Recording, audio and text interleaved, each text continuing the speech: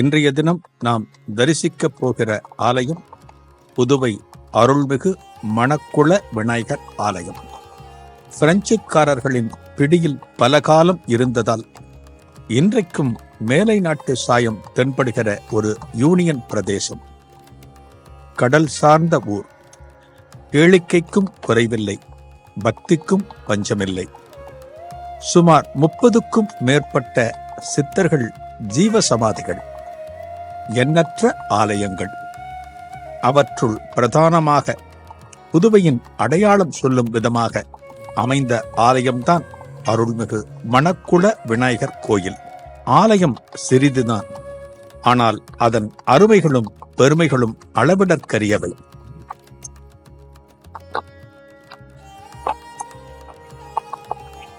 பிரெஞ்சுக்காரர்கள் புதுச்சேரிக்கு வரும் முன்னரே, அதாவது 1666 ஆண்டுக்கு முன்பிருந்தே காணப்படுகிற ஆலயம் இது. புதுச்சேரியின் சுற்றுலா தலங்களுள் இந்த மணக்குள விநாயகர் ஆலயமும் ஒன்று. புதுவை புதிய பேருந்து நிலையத்திலிருந்து சுமார் 4 கிலோமீட்டர் தொலைவில் ஆலயம் அமைந்திருக்கிறது. ரயில் நிலையத்திலிருந்து சுமார் 2 கிலோமீட்டர். ஒவ்வொரு ஆலயத்தை எடுத்துக்கொண்டாலுமே அந்த ஆலயத்தின் பிரதான மூலவர் எப்படி பிரதிஷ்டை ஆனார் என்பதற்கு கதைகள் உண்டு. அந்த வகையில் தற்போது நாம் தரிசிக்கிற மணக்குள விநாயகர் எப்படி பிரதிஷ்டையானார்? ஆலயத்தில் காணப்படும் விநாயகர் வடிவத்தை யார் பிரதிஷ்டை செய்தார்? இந்த கேள்விகளுக்கு விடையாக தொல்லைக்காத சித்தர் என்பவரை குறிப்பிடுகிறது தலபுராணம்.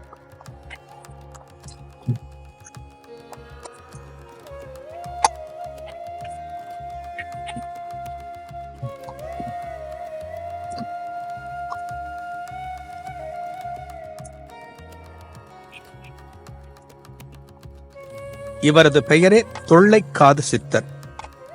இவரது காதில் பெரிய துளைகள் காணப்படுமாம். அதனால் இவர் இந்த பெயரால் அழைக்கப்பட்டார். இவரது இயற்பெயர், இவரது தாய் தந்தை எவர், எப்போது பிறந்தார் என்பன போன்ற கேள்விகளுக்கு இதுவரை பதில் இல்லை. தொல்லைக்காது சித்தரை முதலாக புதுவை மக்கள் பார்த்தது கோரிமேட்டை அடுத்துள்ள முரட்டாண்டி முத்துமாரியம்மன் ஆலயத்தில். அங்கேதான் முறையாக இந்த மகான் அறியப்பட்டார். சுவாமிகளின் இளவயதில் அவரது தந்தை இறந்துவிட்டார். எனவே தொல்லைக்காது சித்தருக்கு தாயார்தான் எல்லாமும். மகனுக்கு உரிய வயது ஆனவுடன் அவனுக்கு திருமணம் செய்து பார்க்க வேண்டும் என்றுதான் தாயார் விரும்புவார். அந்த வகையில் தொல்லைக்காத சித்தரின் தாயாரும் தனது மகனுக்கு திருமணம் செய்ய வேண்டும் என்று விரும்பினார். அதற்குண்டான ஏற்பாடுகளையும் செய்ய துவங்கினார். இவற்றையெல்லாம் பார்த்தார் தொல்லைக்காது சித்தர்.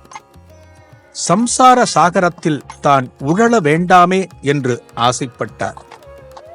அப்போது அவரது குலதெய்வத்திடம் முறையிட்டார்.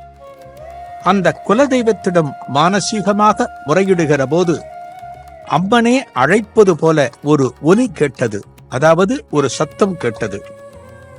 அந்த சத்தம் எங்கிருந்து வருகிறது? அம்மனே அழைக்கிறாளா என்ற சந்தேகத்துடன் எழுந்து வெளியே வந்தார். அந்த ஒலியானது கேட்டுக்கொண்டே இருந்தது. அந்த ஒலியை தொடர்ந்து நடந்தார். நடக்கின்றவர் தன்னிலை இழந்தார். இறைவனிடம் நாம் எப்போது நம்மை ஒப்படைக்கிறோமோ அப்போது சுய நினைவை நாம் இழந்து விடுகிறோம். இறைவனே எல்லாமும் என்று ஆன பின்னால் நம்மை பற்றி நாம் கவலைப்படக்கூடாது. அதுபோல இந்த தொல்லைக்காத சித்தர் அந்த ஒலியை தொடர்ந்து நடந்தார். எதுவரை போனார் தெரியுமா? முரட்டாண்டி என்கிற ஊரை அடைந்ததும் தன்னிலை அடைந்தார். அப்போதுதான் தான் இத்தனை நேரம் நடந்து வந்திருக்கிறோம் என்பதை உணர்ந்தார். இந்த முரட்டாண்டியில் முத்துமாரியம்மன் கோயிலை அடைந்து அம்மனை வேண்டினார். எதற்காக என்னை அழைக்க வேண்டும் என்று அம்மனிடமே கேட்டார். அந்த முத்துமாரியம்மனுக்கு முன்னால் பல மணி நேரங்கள் நின்றார். பிரார்த்தனை செய்தார். நேரம் போனதே தெரியவில்லை. இரவு அன்னையின் தரிசனமும் அவருக்கு கிடைத்தது. தெய்வத்தையே நாம் நினைத்து கொண்டிருந்தால் மகான்களையே நாம் சிந்தித்துக் கொண்டிருந்தால் அவர்களின் தரிசனம் நிச்சயம் நமக்கு கிடைக்கும். இந்த தொள்ளைக்காது சித்தருக்கும் அன்னையின் தரிசனம் கிடைத்தது. இறைவனிடம் நம்மை ஒப்படைத்த பிறகு இறைவன் நமக்கு அருளுகிற ஞானம்தான் நம் வாழ்வை பக்குவப்படுத்தும். அந்த வகையில் ஞானம் பெற்ற தொள்ளைக்காது சித்தரின் அஞ்ஞானம் அகன்றது.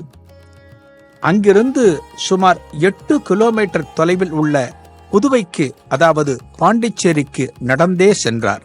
நடந்தது தொள்ளைக்காது சித்தர் அல்ல, அந்த அம்மனே அவரை அழைத்துச் சென்றார். என்ன காரணத்திற்காக? தற்போது நாம் தரிசிக்கிறோம் அல்லவா, மணக்குள விநாயகர். அந்த விநாயகரின் பிரதிஷ்டைக்காக பல நிமிடங்கள் நடந்தவர் புதுவை கடற்கரையை அடைந்தார். அங்கே ஒரு மணல் குளமானது காணப்பட்டது. அதாவது அந்த குளத்தின் கரையில் மணல் அதிகம் தென்பட்டது. அந்த குளத்தையே மணல் குளம் என்று அழைப்பார்கள். அந்த குளத்தின் கரையில் ஒரு விநாயகரை பிரதிஷ்டை செய்தார். அந்த விநாயகப் பெருமானை வழிபட்டார். இந்த விநாயகர்தான் இன்றைக்கு நாம் தரிசிக்கக்கூடிய மணக்குள விநாயகர் என்று அழைக்கப்படுகிறார். புதுவை கடற்கரையின் ஓரமாக காணப்பட்ட அந்த மணல் குளத்தின் பெயராக மணற்குள விநாயகர் என்றெல்லாம் அழைக்கப்பட்டவர் பின்னாட்களில் மணக்குள விநாயகர் ஆனார்.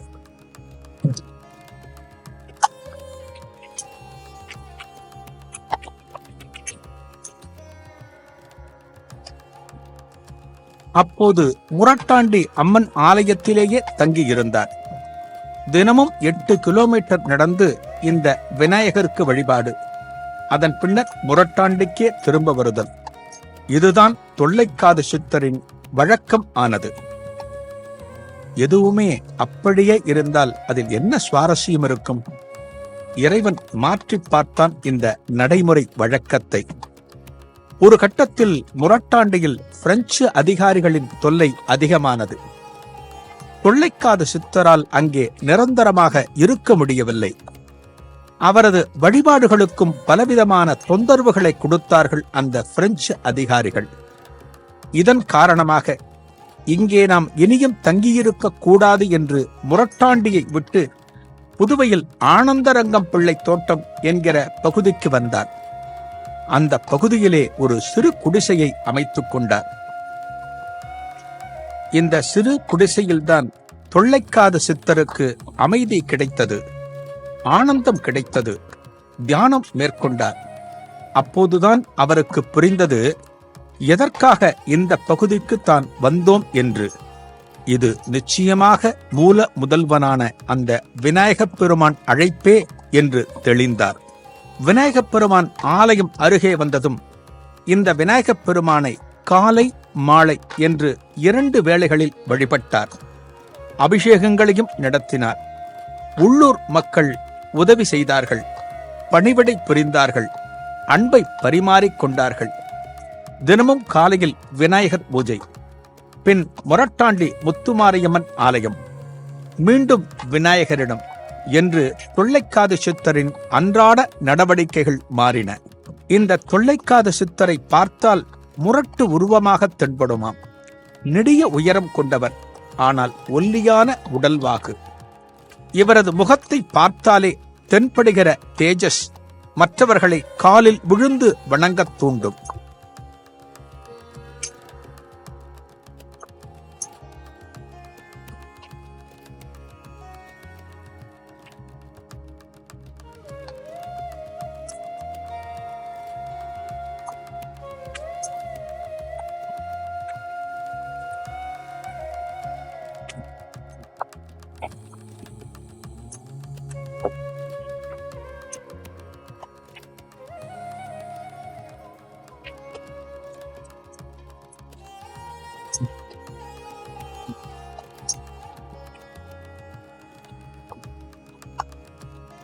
இந்த மணக்குள விநாயகர் ஆலயத்தின் பின்னணியை பார்க்கலாமா? 1688 பிரெஞ்சுக்காரர்கள் தங்களுக்காக ஒரு கோட்டை அமைக்க வேண்டும் என்று விரும்பினார்கள். அந்த கோட்டையும் அமைந்தது. அந்த கோட்டைக்கு பின்புறம் அமைந்த கோயிலே மணக்குள விநாயகர்.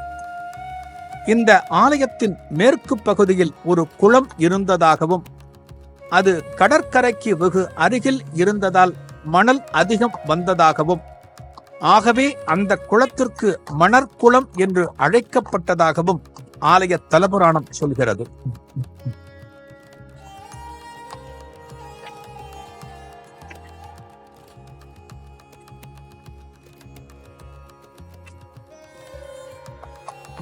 இந்த மணல் குளத்தின் கீழ்கரையில்தான் விநாயகர் ஆலயம் காணப்படுகிறது. மணல் குளத்தின் மேலேதான் விநாயகர் பிரதிஷ்டை ஆகியிருக்கிறார். ஆலயத்திலே மூலவர் பீடம் அமைந்திருக்கின்ற இடம் குளம் போன்ற நீர்நிலையின் மீதுதான் என்று சொல்லப்படுகிறது. இதை நிரூபிக்கும் விதமாக இன்றைக்கு கருவறையிலே பீடத்தின் இடப்பக்கம் மூலவருக்கு மிக அருகில் அரை அடி விட்டத்தில் ஒரு ஆழமான குழி செல்கிறது. அந்த குழியில் தீர்த்தமானது சுரந்து கொண்டிருக்கிறது. அந்த குழியின் ஆழத்தை கண்டுபிடிக்க முடியவில்லை. அதன் ஆழமானது போய்கொண்டே இருக்கிறது. எங்கே முடிகிறது என்பதை இதுவரை கண்டுபிடிக்க முடியவில்லை. இந்த குழியில் வற்றாத நீர் எப்போதும் சுரந்து கொண்டிருக்கிறது. எனவே இந்த மணற்குள விநாயகர் ஒரு குளத்தின் மேலேதான் குடிகொண்டிருக்கிறார் என்பது நிரூபணமாகிறது. நாம் இன்றைக்கு பார்க்கிறோம் அல்லவா, குளத்தின் கரையிலும் அரச மரத்தடியிலும் விநாயகப் பெருமானை தரிசிக்கிறோம் அல்லவா. அதுபோல அந்த காலத்தில் குளத்தின் கரையில் இருந்தவர் இன்றைக்கு குளத்தின் மீதே காணப்படுகிறார். பிரெஞ்சு ஆட்சியாளர்கள் கட்டுப்பாட்டில் இந்த பகுதி இருந்தபோது இந்த விநாயகர் ஆலயம் அவர்களுக்கு பல இடையூறுகளை கொடுத்ததாம். அதாவது அவர்களின் அன்றாட நடவடிக்கைகளுக்கு இந்த ஆலயம் ஒத்துவரவில்லை. எனவே இந்த விநாயகப் பெருமானை அகற்ற முற்பட்டார்கள். இந்த ஆலயத்தையும் சிதைக்க முற்பட்டார்கள். எனவே 3 முறை இந்த விநாயகப் பெருமான் திருவடிவத்தை தூக்கி கடலில் வீசினார்களாம். ஆனால் அந்த விநாயகப் பெருமான் சாதாரணமானவனா? தொல்லைக்காத சித்தரால் பிரதிஷ்டை ஆனவர் ஆயிற்றே. அந்த விநாயகப் பெருமான் 3 முறையும் கடலில் தெப்பம் போல் மிதந்து ஆலயத்திற்கே மீண்டும் வந்து சேர்ந்தாராம்.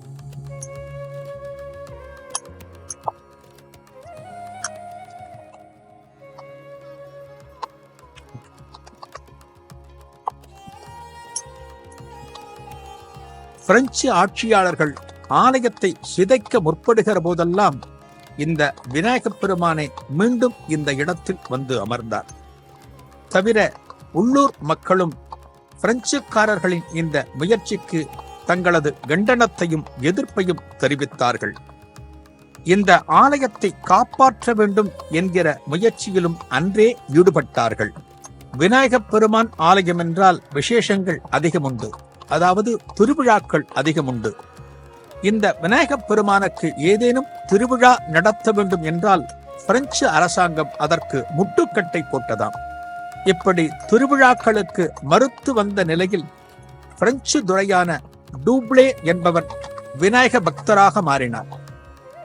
எவர் மூலம் தன் காரியத்தை சாதித்துக் கொள்ள வேண்டும் என்று விநாயகப் பெருமானுக்கு தெரியாதா?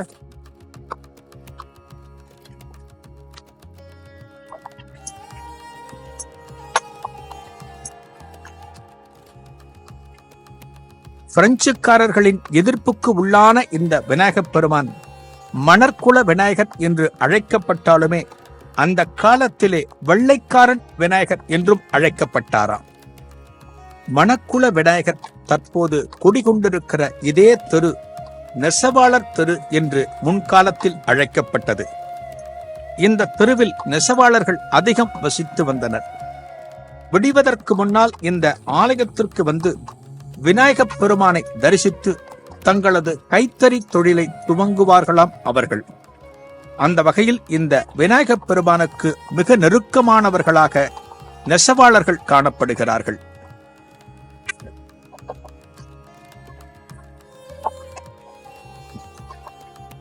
இந்த விநாயகப் பெருமானுக்கு எண்ணற்ற பிரபலங்கள் பக்தர்களாக திகழ்ந்திருக்கிறார்கள். அவர்களுள் குறிப்பிடப்பட வேண்டியவர் அரவிந்தர் அன்னை மற்றும் மகாகவி பாரதியார். மகாகவி பாரதியார் இந்த விநாயகப் பெருமானின் தீவிர பக்தராக காணப்பட்டார். இந்த விநாயகப் பெருமான் மீது நான்மணி மாலை என்கிற தலைப்பில் 40 பாடல்களை பாடினார் பாரதியார். இந்த ஆலயம் மிகவும் செழிப்பான ஆலயம். பிரெஞ்சு பக்தர்களும் உண்டு. அமெரிக்க வைரத்தால் ஆன கவசம் இந்த விநாயகப் பெருமானுக்கு விசேஷ காலங்களில் அணிவிக்கப்படுகிறது. இந்த ஆலயத்திலே விநாயகப் பெருமான் பிரம்மச்சாரி அல்ல, சித்தி புத்தி என்கிற தேவியர்களுடன் காணப்படுகிறார். இந்த விநாயகப் பெருமானுக்கு திருக்கல்யாண உற்சவம் வெகு சிறப்பாக நடைபெறுகிறது.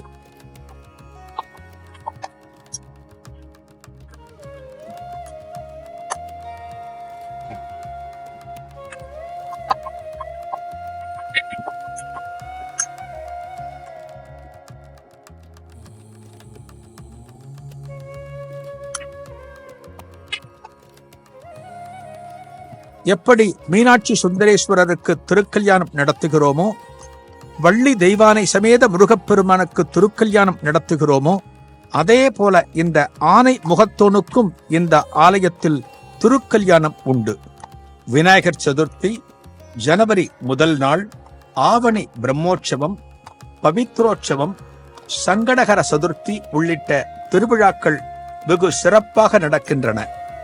எங்கும் காண இயலாத அளவில் இந்த ஆலயத்தில் விநாயகப் பெருமானுக்கு பள்ளியறை காணப்படுகிறது.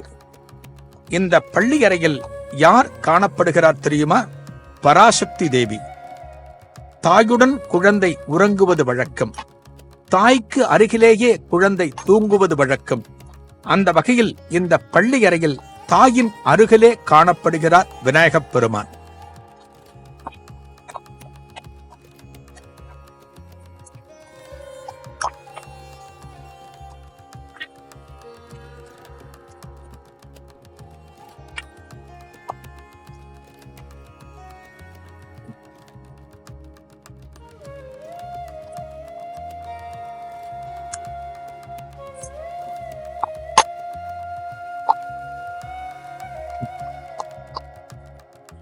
விநாயகரின் பாதம் மட்டும் இருக்கும் உற்சவர் வடிவம் தினமும் இரவு நேரத்தில் அர்த்தஜாம பூஜை முடிந்த பிறகு பள்ளியறைக்கு கொண்டு செல்கிறார்கள்.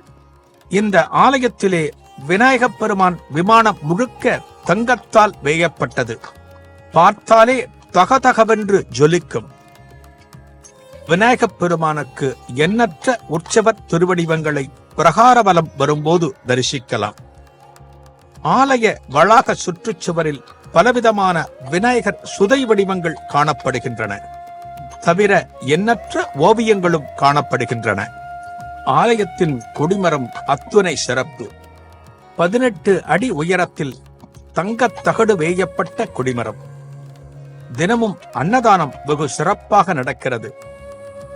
என்னென்ன பிரார்த்தனைகளை இந்த மணக்குள விநாயகரிடம் வைக்கலாம்? என்ன பிரார்த்தனைகள் தோன்றுகிறதோ, என்ன கோரிக்கை உங்கள் மனதில் எழும்புகிறதோ அத்தனையையும் இந்த விநாயகப் பெருமானிடம் வைக்கலாம். கல்யாணத் தடை, புத்திரப்பேறு தடை, தொழில் முன்னேற்றம், புதுக்கணக்கு எழுதுவோர், கல்யாண பத்திரிகையை சமர்ப்பிப்போர் என்று நித்தமும் பல பக்தர்கள் ஆலயத்திற்கு வருகிறார்கள். தங்களின் பிரார்த்தனைகளை இந்த விநாயகப் பெருமானிடம் தெரிவிக்கிறார்கள், பலன் பெறுகிறார்கள். இந்த புதுவை பகுதியில் வசிக்கக்கூடிய அன்பர்கள் ஏதேனும் புது வாகனங்கள் வாங்கினால் ஆலயத்திற்கு கொண்டு வந்து விநாயகப் பெருமானுக்கு முதல் பூஜை போட்ட பிறகே அந்த வாகனத்தை பயன்படுத்த துவங்குகிறார்கள். அந்த அளவுக்கு வாகன பூஜை இந்த ஆலயத்தில் அடிக்கடி நடந்து கொண்டே இருக்கும். புதுவை அன்பர்கள் எந்த வெளியூருக்கு புறப்பட்டாலும், ஒரு நல்ல காரியத்திற்காக சென்றாலும் முதலில் இந்த ஆலயத்திற்கு வந்து மணக்குள விநாயகரை வணங்கி அதன் பிறகே செல்வது வழக்கமாக கொண்டிருக்கிறார்கள். ஆலயத்திலே வெள்ளித்தேர் சிறப்பு.